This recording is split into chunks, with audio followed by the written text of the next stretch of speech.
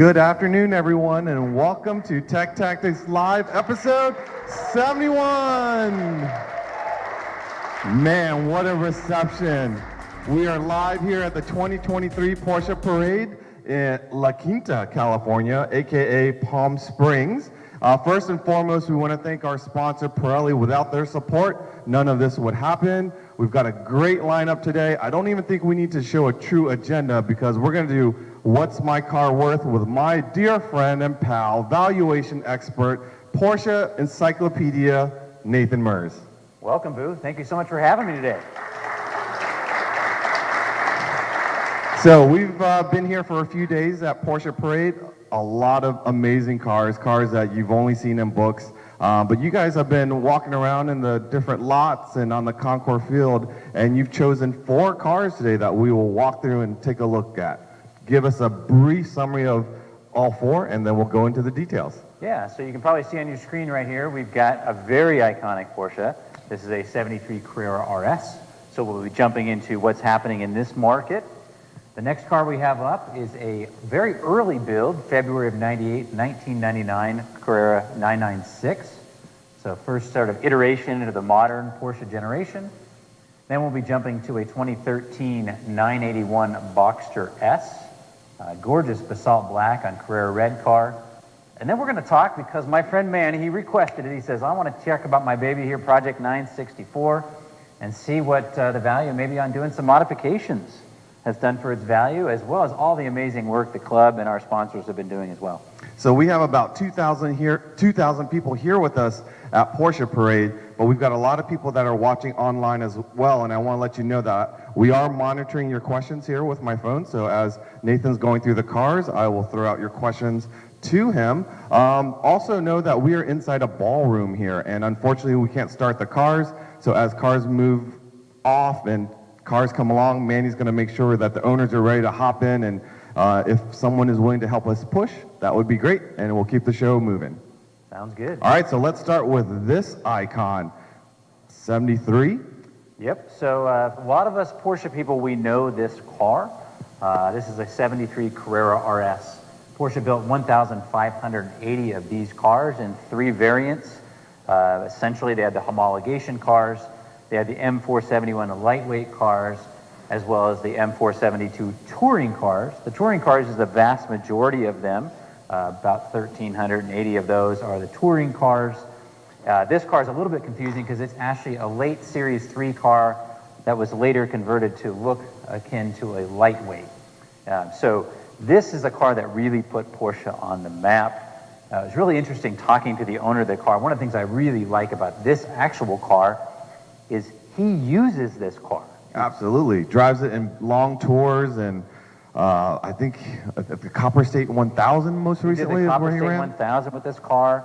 And the funny thing is, yeah, that deserves some clapping right there.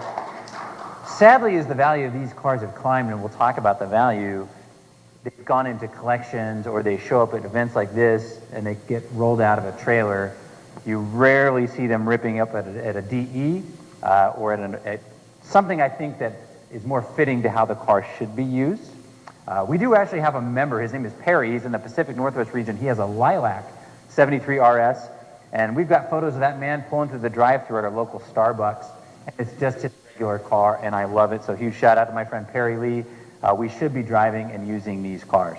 Absolutely. And you notice there are there's some badges of honor around the car. What do you think about that? There are. So let's talk about this car and how we would evaluate this car. So essentially, if you know anything about 73 Carrera RSs, there's a lot of lore around these cars. First off, I would definitely suggest you check out the book, the Conrad Scheiman Gruber book on the 73 RS. It's sort of the comprehensive Bible of these cars, if you will. And luckily, there was actually an assembly line worker back in period who took handwritten notes of all these cars as they were built. So there's a lot of generations of Porsche we don't know a lot about. But these 73 RSs, we know the build configuration of all the cars. That's kind of an unusual thing. And so there's a lot of information out there. So if you're interested, do get that book.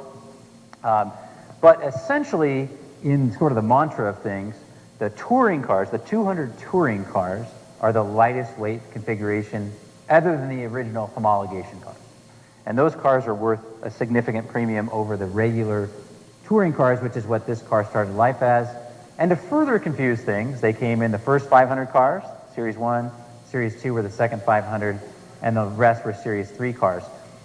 So in order of value, you would start with your Tourings would be at the top, or not your Tourings, your lightweights. Your lightweight's at the top, yeah. And then your first Series Touring, second, and then third. So God bless us Porsche faithful. We like to be a little bit snobby. We always like to, you know, put things into funny categories. So what drives value is that generally the third series cars, it was akin to anyone out there try to buy a new GT car from Porsche as of late. Very, very hard car to get. We kind of think this is a new phenomenon, but believe it or not, these cars sold like hotcakes back in '73 for Porsche as well. Say originally we were only going to do 500. Those sold so well, they did another 500, and they said, well, what the heck, let's make 500 more, essentially is what they did. So the Series 3 cars didn't get a lot of the sort of iconic items. So they have slightly thicker body panels.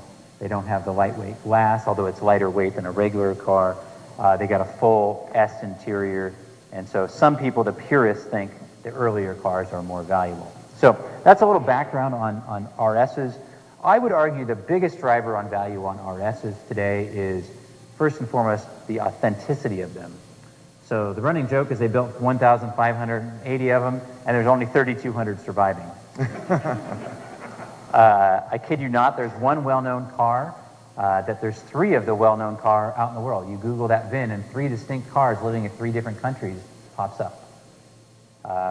So one thing I always say, if you're ever going to buy one of these cars, enlist the help of a true marque expert for one of these cars, because the financial incentive to cheat and build one was so high.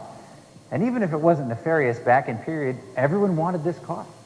And not everyone got one. So why would you not have built one up from a regular, say, 911T and kind of made it look akin? And that's totally fine. Just don't pass it off as the real deal, right? So values are driven by, number one, can you verify it's a real and authentic car? Does it have a traceable history? Is it truly numbers matching, right? So we got to make sure you spend some time on that. So one thing that's interesting about this car came to the U.S. in the early 1980s. At some point in the mid-80s, it was converted to this lightweight configuration. If you're not familiar, the way you can tell a lightweight configuration car, you'd see, like, for example, the fiberglass front and rear bumper covers. That would be your biggest visual clue that it's a lightweight car. And so that was a very popular update in period. To give you some reference, in the mid-1980s, when people were still using these cars as DE cars, a person could buy one of these cars in the mid-$20,000 range here in the U.S. So that was an expensive car in the mid-80s for a used 15-year-old car, but wasn't life-changing money like it is now. In terms of what they're worth in today's market, essentially, if you can verify it's a real car and its numbers matching, about the floor for these cars is about $400,000. Okay, the $400,000 is generally a pretty rough car that needs quite a bit of help. About the peak for a touring configuration car in today's market, somewhere in the $700 to $750 range. And how much did you say these cars were when they were new? Oh gosh, I don't remember what they were new, to be honest with you. You're going to stump me on that. Whoa, I stumped Nathan Merz. What's today's date and the time stamp, please? I don't want to go on camera and quote the wrong number. I'd have to convert from Deutschmarks. I'll roughly, would it be? Probably $20,000. $20,000, and $20,000 back then. Yeah. So anyway, that's about where they're at the peak. And again, a Series 1 car will outperform a Series 3 car. This car in particular, I love this car because it's not a perfect car. It's an honest and fun car that you could go out and drive. And so I was actually talking with the owner on this car, and I said, hey, we're going to be talking about your car's value. Are you comfortable with that? He said, yeah, let's throw it out to the world. So again, like I told you, about the bottom of the market for these cars, around $400 if it's a legit car. I would suggest if you want one, you're better off spending $700 to buy the better one, because the cost, for example, to take this car to a world-class level will be more than that $300,000 delta. This car in today's market, which has softened slightly, the early cars in general, have softened from their peak, which I actually think is a good thing because I love early cars. People often ask me what my favorite Porsches are, and I love them all, but if somehow I could only own one car, it would be an early F-body 911. That's where my heart's at. They just speak to me, and so I love that they're getting a little bit more accessible. Not that $400,000 to $700,000 is accessible, mind you, but other early cars have gotten a little bit more accessible. And so this car in today's market is probably would trade somewhere in the mid to high fours. High fours. Yeah. It's comparable, or comparing it to, say, an S or a T. What's the experience like driving these versus those? You know, it's kind of funny because on paper you would think, gosh, there's just a few little things, you know, so it shouldn't be that different. For example, if you take an S, 180 horsepower, 73 S, how could a 2.7 liter, 210 horsepower car feel that much different? It's remarkable how different they feel. It's kind of that they improved this 10% here and 10% there and 5% here and 2% here, and all those things in sum total create this sort of magic secret sauce. And so I am not in the income bracket to afford one of these cars, so I can only dream about it. But I can tell you, having driven them, this is not a 73S slightly improved. It's a whole new spiritual experience. So if you can afford it, I would definitely recommend. You highly recommend it. Oh, so do you want to start from the front and walk around to the back? Because we're going to spend a little bit of time with this, and then we'll kind of move on to the next one. Absolutely. So a couple things about these cars. The lightweight cars, of course, got the fiberglass bumper treatment, which is the look most people, when they do a reproduction on these cars, go to. It's kind of the look we think of. The difference between a touring car and a lightweight when they were new was 220 pounds, which doesn't sound like much, but it's essentially more than 10% of the curb weight of the car. So if you took, for example, your modern 992 Turbo, which weighs in at a porky 3,800 pounds, it'd be akin to taking 400 pounds off that car. So how that makes that feel is pretty astronomical. They even went so far as little stuff, they don't get a Porsche badge on the hood, they get a sticker. Sort of a cool little feature. A lot of people also identify these cars with the Carrera script. The vast majority of them you'll find in the world do have the script. However, the vast majority, when new, did not come with the script. But because it's what we identify with the car, most people add the script. And I think the white-blue combination is probably the most sort of viewed and photographed image seared in our brain. I kind of like them the white-green, but the fun part, you could do it any way you wanted. Again, a couple other giveaways, lightweight versus a touring edition. A lightweight would have a fixed bucket seat as opposed to these later sports seats we see in here. And then they did a couple stuff that almost seems silly, but it really highlights how far they went. They went so far as to delete the clock, so you get a little rubber plug instead of getting a clock. I noticed over here, usually I'm looking for, because I was going to pull the lid for you. Yep. I was looking for the little T to pull there. The channel's there, the hole's there. No T, no cable, because this is held down by? Yeah, so they have little rubber straps that hold the engine lid down here in the back. Ooh, that's beautiful. And again, these cars, 210 horsepower, 2.7 liter mechanically injected motor. And the thing about these cars, I think that makes them so enjoyable to drive is the power delivery. They're definitely a rev car. If you were, I hate to say this, but many people, as these cars have become more valuable, they drive them like they're a piece of art. You have to drive this car in anger. If you drive this car below 4,000 RPM, you'll probably come away thinking, I'm not really seeing the magic here in this car. This car comes alive at about 4 and about 6 grand. It's out of this world. And if you don't drive it like that, you need to give it to me, because I promise I will drive it as it's intended. So one of the big things on these cars, of course, is matching numbers. You can find the engine numbers here. Our little camera guy, he's going to wander over and show you what this looks like. If you're ever inspecting one of these cars, you're going to find your engine numbers here next to the fan.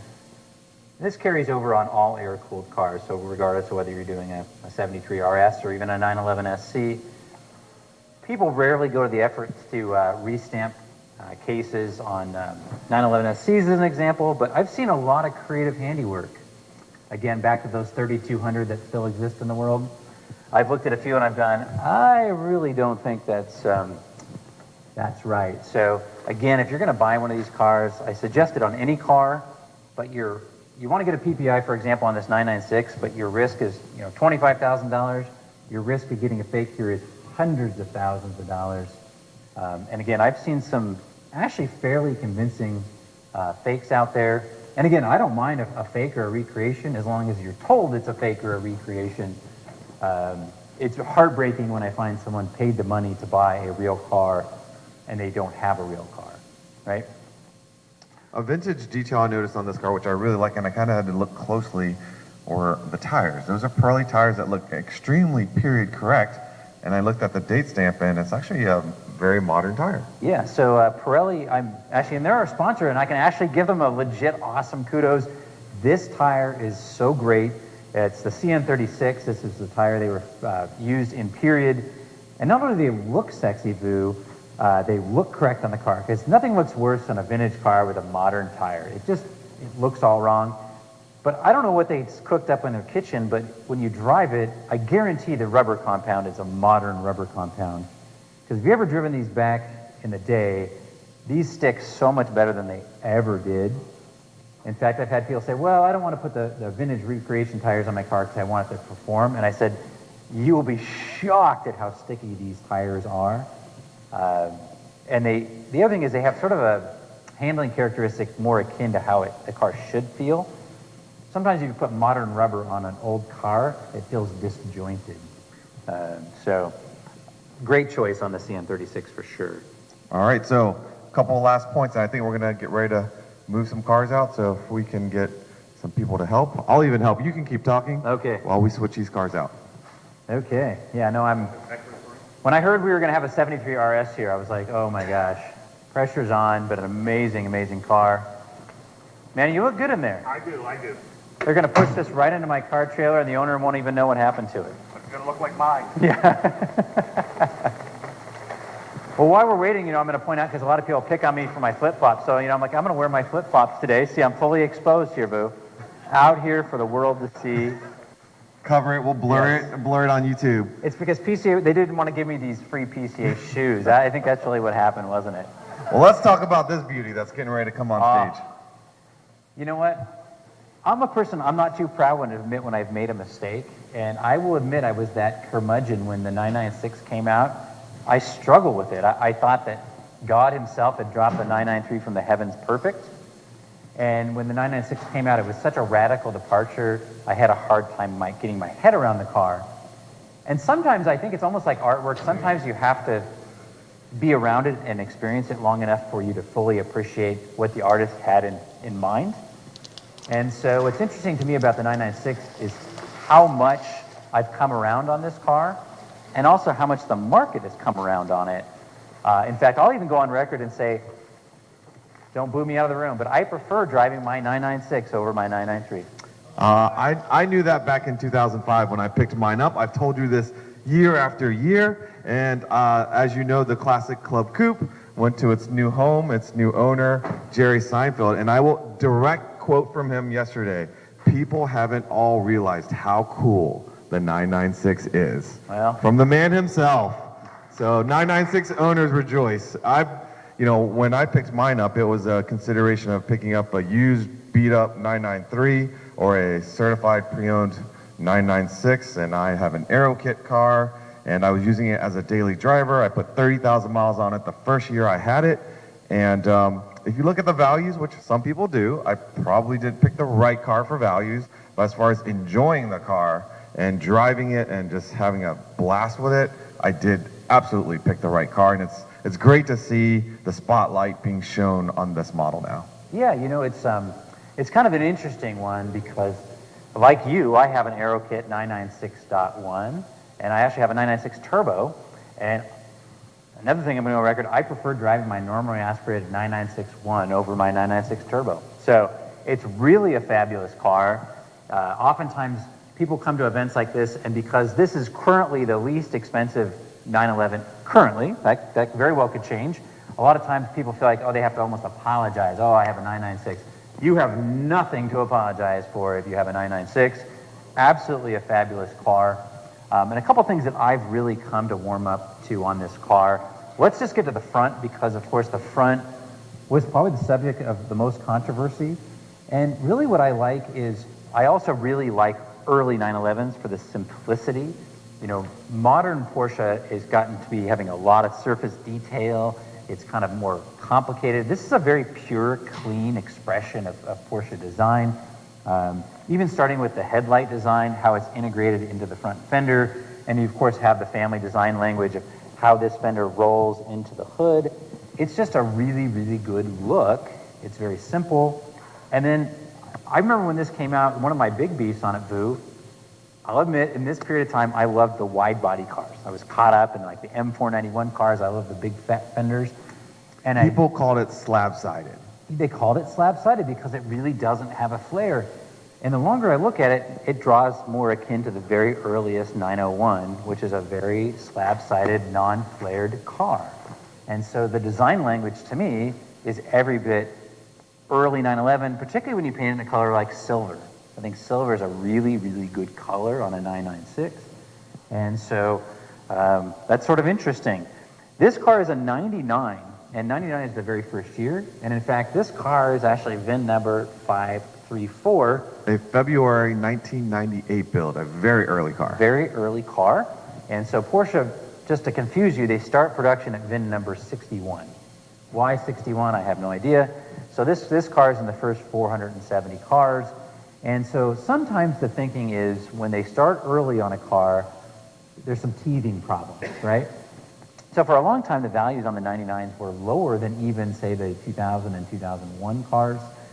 And then Porsche did a mid-cycle refresh in 2002. We commonly call that the 996.2. And so for a long time, people sort of let the 99s go to the wayside. What we've actually learned now, after looking back historically, is two things.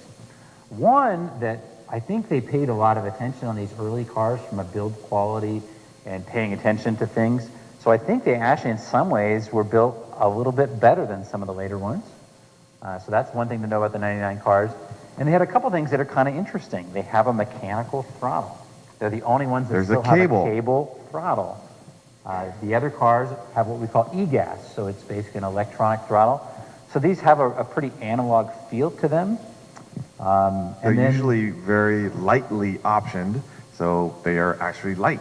Yeah, these cars, believe it or not, weighed less than the 993. If you scale this car, my guess is it will come in under 3,000 pounds. So it's quite light for a pretty modern car. They make 296 horsepower, so they have plenty of power. But with the 3.4, it's still very much a rev car. And so this experience of this car, to me, is spiritually 911. It's not diluted. So again, if you have a 996, you have nothing to be apologetic about. They're amazing cars. Let's talk values. So if we go all the way back to February of 2020, this is before the world stopped turning. The world stopped turning for about 24 months, if we recall. I said to Vu, I said, hey, we're doing Tech Tactics Live in Easton, Pennsylvania, if you remember this. And I said, I want to do a series called Does the Sub $20,000 996 Exist? And so I hunted around, and I think in January of 2020, I bought a near twin to this car. It was a silver black 99 coupe, had 35,000 miles, something like that. And I bought it off the PCA's classified. Shout out for that, great site. The Mart, absolutely. The Mart, love it. And I think I paid $16,500 from a club member for this car. It was pristine, and there was a bill or a booklet of work that was probably close to the amount that you paid, and he or she made it right before you bought it. Oh, it was an amazing car. I showed up, had all original paint, had all its documentation. And so my plan was, hey, we'll drive this to Easton. I'll show a live in-person inspection. You know, what could you expect to find? And then we were going to show a bearing update and some work. Well, we did that first series, and it was awesome. If you were there, you got to see the car live. And then, as we know, PCA said, oh, we'll store the car for you. We'll do some more stuff with it. And then the world stopped turning. And my poor silver $16,000 996 got stuck in Maryland. And, But what I happened? didn't drive it, I just parked it. Actually, what Vu did he stole parts off it. I for his took all own the car. good parts off of his car and put it on mine. Yeah. I said, I don't remember my seats having that much wear on them, Vu. What happened? So needless to say, I sold that to a wonderful gentleman in Southern California, but my plan was actually to bring it to Palm Springs 2020. And I wanted to show, gosh, for a sub $20,000 911, you could, you know, do all this service work yourself, you could drive it across the country, you could show it at the concours, you could autocross it, you could do everything you'd ever want to do in a Porsche with this car. The one thing that happened during COVID is the price on these cars, for their historically, kind of went through the roof. There was sort of a newfound appreciation for these cars, particularly the 99s. And all of a sudden, my $16,000 car essentially became a $35,000 car almost overnight. It was kind of remarkable how that happened. Sadly, I dumped it right at the beginning of COVID, and it wasn't for $35,000, but nevertheless, so let's talk. If you're looking at 996 coupes, they've cooled down ever so slightly in the market just because the overall modern Porsche, which is this car fits into modern pricing, has cooled slightly, which is a good thing. You know, people are no longer paying $100,000 over for new GT3 Tourings. Heads up, if you don't know that, they aren't. And so that trickles down to everything. So at the absolute peak, this is, I think, around an 80,000 mile car, a fairly lightly optioned, nice, with the IMS updated 80,000 mile car. At the peak would have maybe done 33 or 34. All right. And it's probably cooled down. Probably today it's a 27 to 29 car. But here's a caveat. Yep. If you can find one. This is true. Back when they were $15,000 to $18,000 cars, how do people treat your average $15,000 car? It is not good. There's some pretty sad 996s out there. However, thankfully, because our club is so great, we have 150,000 members out there in the world, a lot of members own 996s and still love them because they knew they were amazing cars. So the big thing, if you're shopping for one, do not make the mistake of buying the $18,000 car. Because I promise they're still out there. Buy the club member owned and overpay for it. You know what, if you got to pay 32 or 35 for it, but you get a rock star car, that's the one to buy. In fact, I think I still hold the record of the highest sale price for a 996.1 on BAT. I sold at the peak of the market at $59,000 for an 11,000 mile 01 Carrera 4. Yep. Now, mind you, I probably did $15,000+ of preventative maintenance to get everything really dialed. But that was kind of a fun one to do. So a few things for those of you that might be considering a 996. What I love about this car is it's actually quite a simple car to work on. I have champagne taste and beer budget, and if you want to swap out the suspension on this car, 4 hours. I mean, it's super easy to take apart. Everything's available. The size of the car, if you park this next to a modern day 992, this thing looks like a go-kart. And it drives like a go-kart, especially if you have the suspension set up very well. It's a lot of fun for right now, not a whole lot of money. And like I said, if you can find a good one, you're going to have something that you're going to treasure for a long time. Yeah, and I actually think, I never advocate buying a car for a future value standpoint, but I cannot envision that they will ever be cheaper in the future. And I think that we're also having a demographic shift because a lot of people, even for me, I'm probably on the younger end of that demographic. I'm 48. So I'm an air-cooled 911 mid-40s, right. guy. But there's an entire generation of people as this was the 911 they wanted, right? They don't identify, say, for example, an impact bumper car. Impact bumper is the 911 of my childhood, but I meet a lot of enthusiasts that this is the 911 of their childhood. I would say this is the 911 of millennials. Yes, and it's a damn good one, so. All right, we're going to start with get this one out of here and bring in the Boxster. Ah, I love it. All right, that's a 981 that's coming through. Yeah, so sometimes we only talk in nomenclature at these things, so I always got to break this down. So a lot of people say, well, it's a Boxster, what's a 981, what's a 987? This is just their internal designation, so engineering knows what the heck they're talking about. So a 981 Boxster refers to any Boxster from 2013 to 2016. Looks like we need some help getting that car moved. Can we get a couple of volunteers? They're coming over. There? They're coming over. Okay. So let's take a question. Let's see, Kofefe.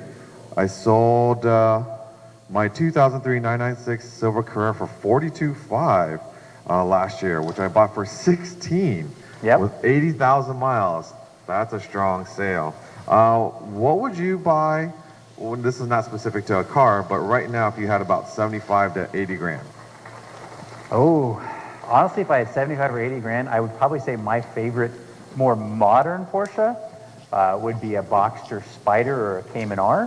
What? Oh, yeah. I would buy one of those. Or if I was looking for classic Porsche experience, because they've come down a little bit, I would buy a 70 to 73 911T. Ooh, okay. All right, so what are we looking at here? Again, so this is a 981 Boxster, so this would be the third generation of Boxster. Of course, the first Boxster was the 986, was from 1997 till 2004, and really put Porsche back into financial health, that along with the Cayenne.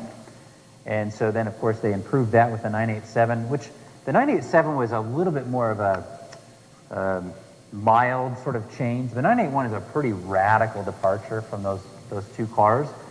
And actually, I think it's a radical departure really in a good way. The car got larger, but it actually got lighter. And it's that weird Porsche. Sometimes I feel bad saying this. A lot of people say, well, what are the known issues in a given generation of cars? And usually I'm like, oh gosh, I could start with the top 12. On 981s, there's not a lot to know about them in terms of known issues. So if you're coming out of a Toyota Camry ownership, and you want an experience more akin to that, the 981 is probably your best bet. In terms of reliability. Oh, they're so good, Vu. They just don't have a lot of, I mean, I feel like I have to make stuff up to tell you what goes wrong with them because there's just not a lot. They're just a fabulous car to jump in and drive in almost any circumstance. I can't think of anything bad to say about them. And this is such a handsome vehicle, and especially I love this car top up or top down the way it's designed.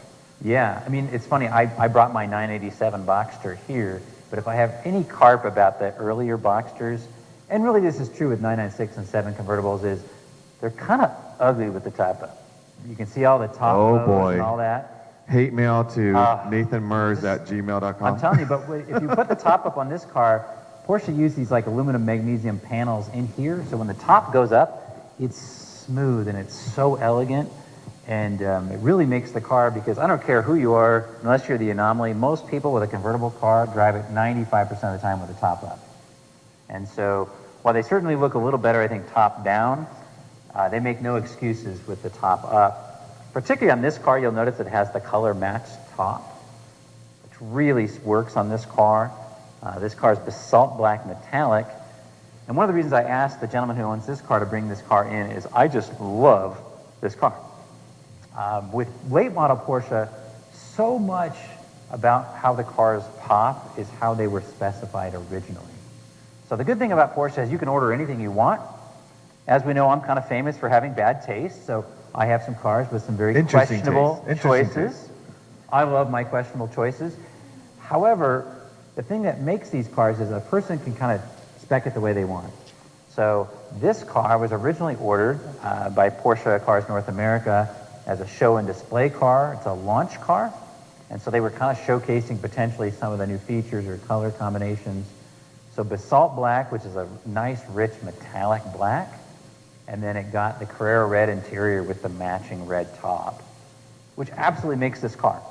If this car simply had the black interior, it'd still be a very pretty car, but it wouldn't have that magical pop. That pops, absolutely. Absolutely. What would you give in terms, I know we're talking about values today, but an interesting combination versus a standard black? Like, is that a $2,000, $5,000, $10,000 difference? Yeah, color, particularly on modern Porsche, makes enormous difference. The bulk of modern Porsches are sold in what I call dealer spec. Let me guess, silver, grays, blacks, maybe white. Maybe, yep. Just think about it. If you're a dealer principal, what are you going to order? You're going to order a safe color combination you know that's going to sell. So you order this Boxster and it comes in silver, black interior, PDK, 20-inch wheels. Maybe it's got sport exhaust and bows, right? Pretty basic build. Very rarely do they deviate widely from that. And so what do people want in the market? Well, we all want to be individuals. We want a car that stands out. And so we often see a car like this and we're willing to pay a premium for that. So exterior colors, right now, and this could change, the biggest premium is paid for what we call the jelly beans. So anything that's bright or unusual, bright yellow, bright green, bright blue, bright orange, any of those colors will sell at a premium, particularly if they were paint to sample, right? And then interior makes a big difference too. So for example, I would consider this car, if it were basalt black on black, it would just sell for a standard price. The red interior cars, what I'll tell you is, because I own several cars with red interior, is they are controversial. Not everybody likes them. I like them, and so to the right buyer, they'll sell for a premium, but they sometimes have a little bit longer market time. So they're polarizing. They're polarizing, right? In much the same way, like if you had this car in racing yellow, the thing about racing yellow is nobody compromises on racing yellow. Most cars are bought as a couple. So, for example, she sees the car, she loves it, and her husband says, yeah, I like the car, but I don't know about the yellow, right? Nobody has an argument over silver. No one goes, oh, that's a horrible color. They compromise on silver, and their heart, maybe they wanted yellow, right? So there's sort of the difference maker. So in terms of values on 981s, they've done amazingly well. Originally, the first generations of Boxsters fell pretty low compared to their original MSRP. You know, original 986 Boxsters started off in the 40s, and they fell down into the sub $10,000 range. They were trading at about 25% of original MSRP. These cars never, ever did this. These cars never fell below about 40 or 45% of their original cost. So this car new, I think, was mid-80s.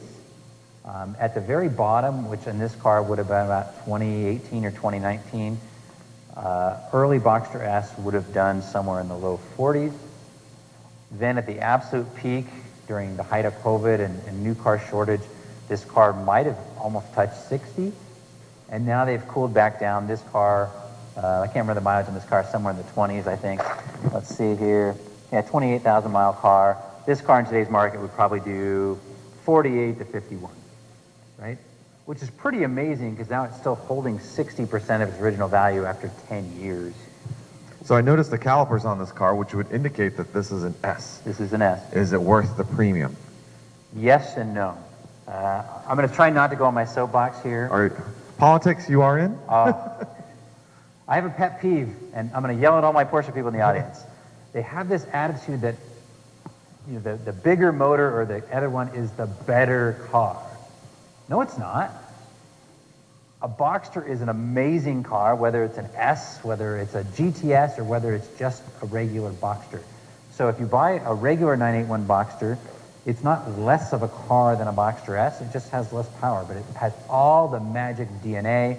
So if you drive, I was actually telling the owner of this car, my wife and I used to have a twin of this car, but it was a manual base, but it was basalt black on red as well. Now the 2.7 in this car, they actually went to a smaller motor. The 987.2 had a 2.9 liter motor. I will argue, if you want to talk about a rev car, 981 base, that thing has less torque than a Honda Civic below $4,000.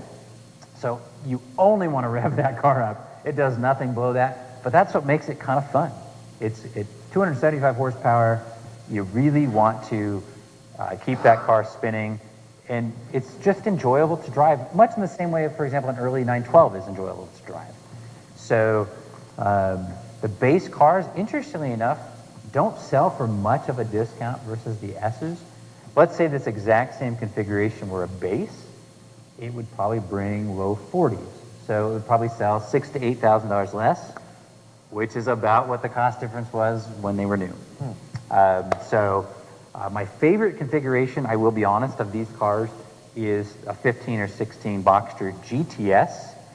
I have some good friends in the audience. I see them right there. They're driving theirs, and I thought about hot wiring it sometime this week, but they kept a watchful eye on it, so I couldn't take it.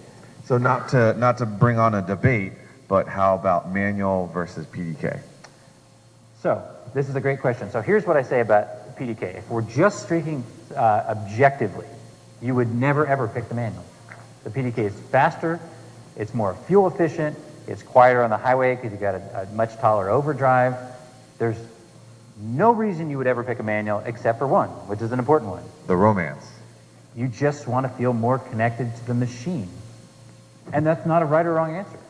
So I tell people, pick the one that speaks to you, works for your use case for the car, and don't let anybody denigrate you because you've made the choice they think is less appropriate. Particularly a lot of times people will shame the PDK people. They're just idiots. They're all great cars. In fact, the base car I think is a better car as a PDK than a manual because of its low torque. Sort of the multiplicative effect of the PDK masks that a little bit. So if I had a base, I would probably prefer a PDK car.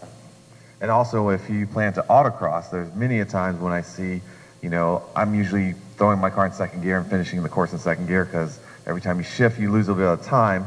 But my friends that have PDK, they're shifting 10 times on the same course, and equal car, different transmission, you're like a second or 2 seconds ahead of the manual car. I mean, it is the superior transmission in terms of performance. Oh, absolutely. And the other thing that's funny is then when you go to sell the car, no one can shame you about your over-rev report. It's like, Right. you feel like you're taking your clothes off for your annual exam or something because they're like, whoa, I see you over-revved at 137 hours. Woo! All right, so let's get this one moving. And Project 964, if we could have some help to get it across the floor here. All right, let's see if there's some questions online. My 1987 Atlas Gray, great color, appears almost black in sunlight and bluish in the garage, from Peter Morrow. Your thoughts on a 987? 987 Atlas Gray. So yeah, Atlas Gray is a very cool color. In fact, I have a 997 Carrera 4S in that color.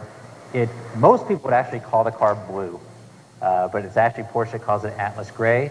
It's a premium color in that generation. I think it's a spectacular color.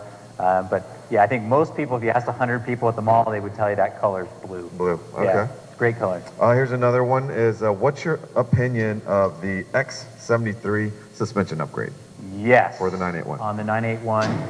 Unless you live somewhere where road maintenance is not akin to how much you pay in taxes, which are many of our states.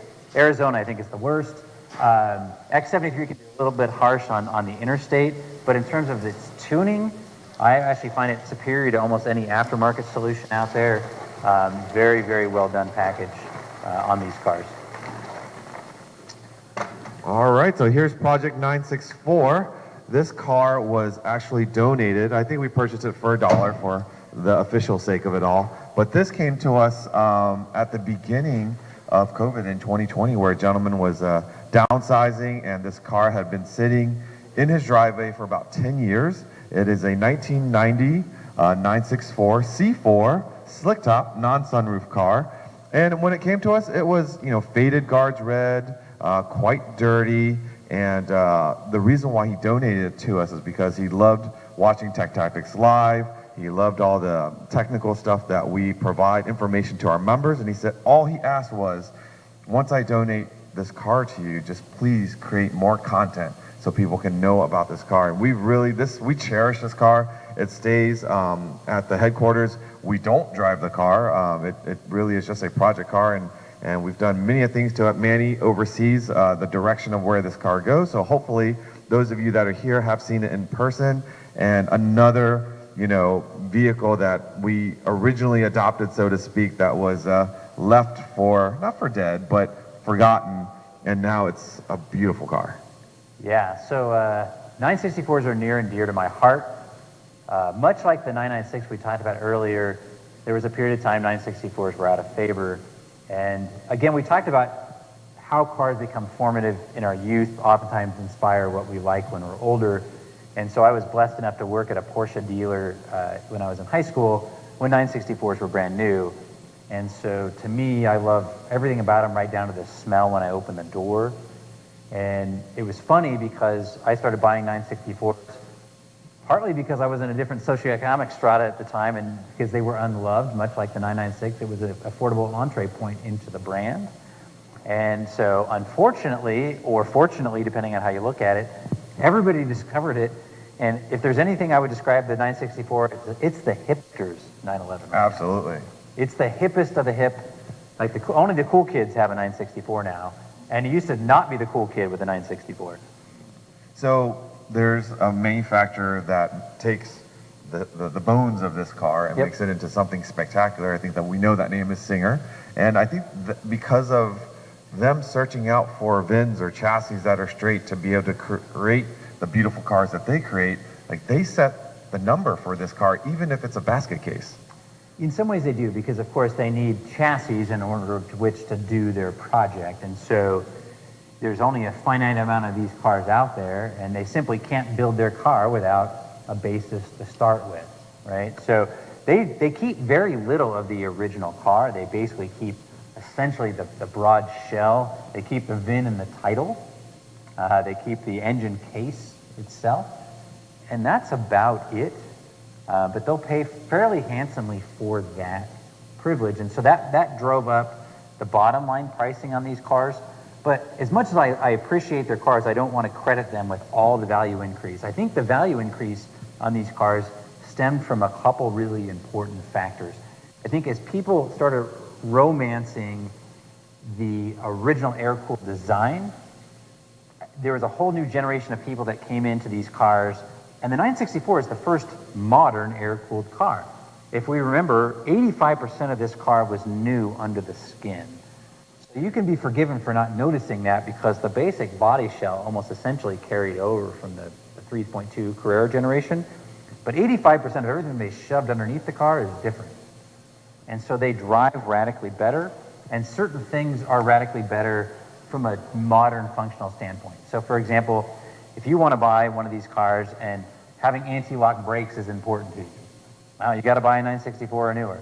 If you want functional HVAC without spending a lot of money in the aftermarket, you have to go 964. If you want modern coilover suspension, 964. Modern G50? Yes. So you look at this, and I think that was a big part of it. And then you say, well, then why wouldn't someone go 993? I love 993s as well, but I think the number one differentiator, Vu, is right here. It's this traditional upright fender.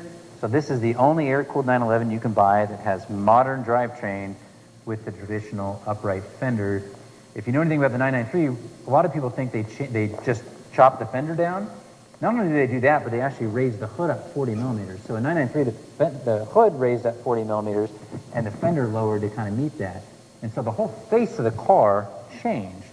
The 993 is a beautiful car, but it's not the same face we grew up loving and knowing. And I think that's the biggest thing that drives the 964 is the traditional 911 smiling face. But wasn't it true that I grew up when this car came out, and I'm a huge 80s fan, and the 80s G bodies, and when this car came out, weren't these cars criticized because it wasn't obvious, like it was an 85% change. You looked at it, you're like, oh, it just got different bumpers. Oh yeah, I mean, they were criticized for not doing enough and also for doing too much.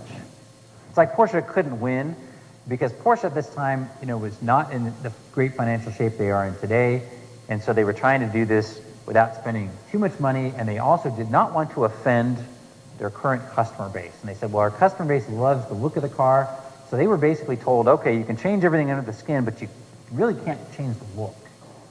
So some people said, oh, well, not only did you not change enough, but you put these ungainly bumpers on the car, right? Now, mind you, when they introduced the G-body in 1974, people hated the impact bumpers. By the time 89 came around, they loved them. Same thing with these cars. They hated these bumpers when they came out. Now they love them. It's kind of funny how time works. And then again, the faithful, we're kind of stuck in our ways. And so we had a hard time with, what do you mean there's no torsion bars? And what do you mean that, it was, again, they couldn't win, I think. One of the biggest things that you can do to a 964, and I remember when they were introduced, the US got these cars at like a 4x4 height level. And if you don't do anything else to a car like this other than to adjust the suspension height to Euro height or just slightly below, to me, it completely transformed the car. If you don't do anything else, even if you kept the rims, kept everything, but just changed the ride height, it just transforms a car. Yeah, ride height and wheel fitment's a funny thing. I mean, you get them right. In fact, I've long argued, it'd be interesting to do a little study if you're a real nerd. Look at some of the advertising in period brochures, and I swear to God, they lower them and put wheel spacers on them in the marketing photos. Because they look better in marketing photos than they did in real life. I kid you not. Of course, now we're in an era where now we're both lowering them, and we got a whole genre of people now raising them. So, again, you can't win. But yeah, ride height and wheel fitment goes so far on these cars. So Manny is not done with this car, but let me just share with you some of the things that we've done. Obviously, the paint has been corrected, ceramic coated. We have KW suspension, adjustable suspension on it. If you look at the calipers, they are brand new, big blacks that came off of what, a 928 back in the day? 964 turbo, okay. And then also the beautiful gold HRE wheels. We've gone through and done dry ice across the bottom of the car, and the interior, Recaro stepped up, and we have this beautiful vintage looking pole positions with unique pattern. Yeah. And it's just starting to transform into this magical hipster car, as you said. Yeah, and we got stickers. You know, the ultimate sign you're a hipster is you have like more than 10 stickers on your car. The more stickers, the better. Generally, then you also, to really cross over to ultimate hipster, you got to have like a different colored deck lid. Oh, yeah. Definitely the different. Or a different color front bumper. Yes. So, any of you out there want to be a hipster, you just got to paint that a different color and maybe some stripes. So we got this car for officially, I think, $1. Yeah. What do you think cars like these go for today? Yeah, so 964s, again, they're the darling in the market. And I'm glad they are. I think they always deserve to be the darling. They are now. At the top of the food chain is the coupes. And then that breaks down Carrera 2 and Carrera 4. Many people feel like the Carrera 2 is the more pure version. I actually really like the 4 because it was such an engineering accomplishment for Porsche. The all-wheel drive system in the Carrera 4 964 is derived from a lot of what we learned in the 959 program. And when you, for example, move to the Carrera 4 and the 993, it's a very simplistic, watered-down, really nothing connected to the 959. That used a viscous coupling system. The all-wheel drive system on this thing is a work of art. I mean, it's a beautiful, beautiful thing. It's actually fairly reliable. People say it's not. The late, great Bruce Anderson used to say, call it Sputnik 2. I think it never deserved that title. It's actually proven to be very robust. And the other thing that's funny is I keep telling Drew we're going to do this. We're going to call this the Pepsi Coke Challenge. I'm going to put a Carrera 2 badge on a Carrera 4 and vice versa and have people drive them. And I bet you $100 the average person would drive the purported Carrera 4, which in actuality is a Carrera 2, and they would say things like, yeah, it really pushes in the corners. I can really feel that extra weight, you know, the understeer. Yeah, it doesn't feel like pure Porsche. And then I want to show them the axle shaft underneath the front and be like, ha, I gotcha. They're awesome cars, particularly in Seattle where it rains a lot. You can drive this car in reckless abandon and it doesn't get away from you. All that to say, the market will pay slightly more for a 2 than a 4, but people want coupes so badly that they'll pay up either way. Mm-hmm. They also will prioritize year. So the most valuable year is 94, then works its way back, and that's mostly because they got most of the kinks worked out later in production, and they became more rare. By 1994, Porsche was in the toilet from a sales perspective, and they couldn't give a car away. And so very, very few cars were sold. One thing I will tell people is that they get very caught up and they say, oh, Nathan, I can only buy a 92 or later 964 because they have head gaskets. And I go, okay, that's good. You read a book. You read some information. But I point out to them, these are now 30-year-old cars. If you have a 30-year-old car, whether it has head gaskets or not, it very well likely could be leaking. Or if it's made it 30 years and the head gaskets aren't leaking, they're not going to start today. Right? So don't get so caught up in what it was built as originally and recognize it's now a 30-year-old car, and a lot of the things that are wrong with it are because it's 30 years old. Coupes, essentially right now, the edges come off just a little bit, but 964s are still probably the hottest property in 911 world right now. So a driver quality coupe, early car, probably somewhere right around 100, give or take. You'll get a slight discount for the color because of its common nature of this great color. You'll get a slight discount for that. You'll get a slight discount because it's a 4, but you're going to get a big pop for this silly thing here. Slick top. Sunroof delete. Vu, I could hug you right now, but it might feel inappropriate. I have a pet peeve about this because people use the wrong nomenclature and use the right one, which is the sunroof delete. People will take an early 911, they'll say, oh, I got a sunroof delete 73. I'm like, no, you don't. You have a non-sunroof 73, because the 73, the sunroof was not only an option, a very expensive option, and adds value to the car because of its rarity.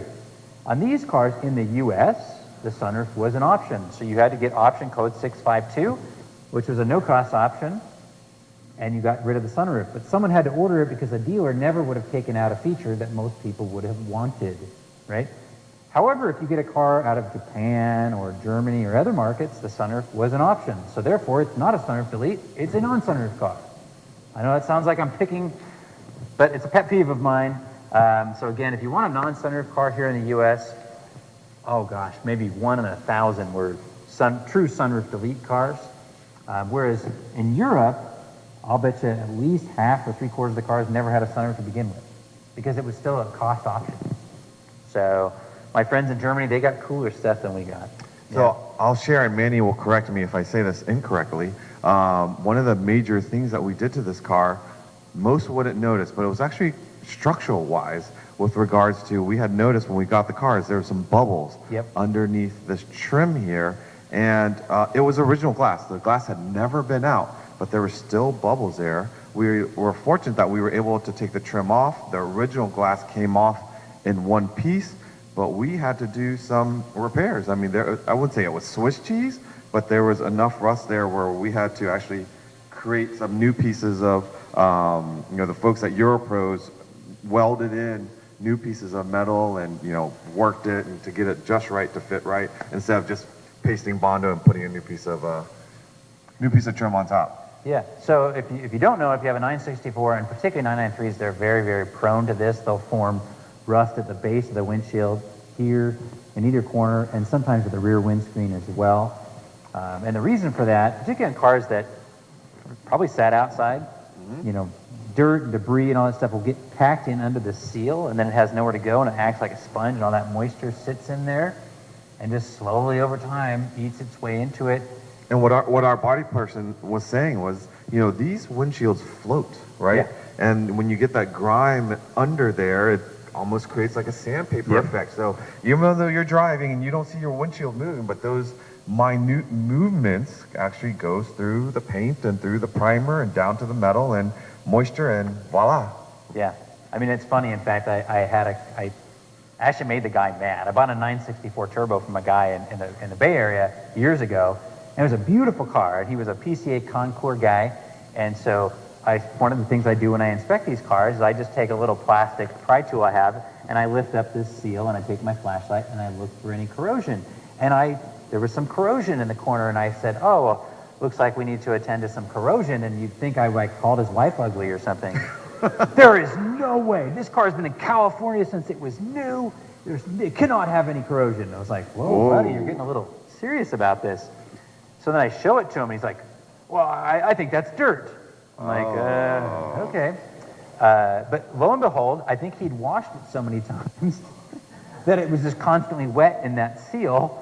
And to your point, so you made him feel better. You created this problem.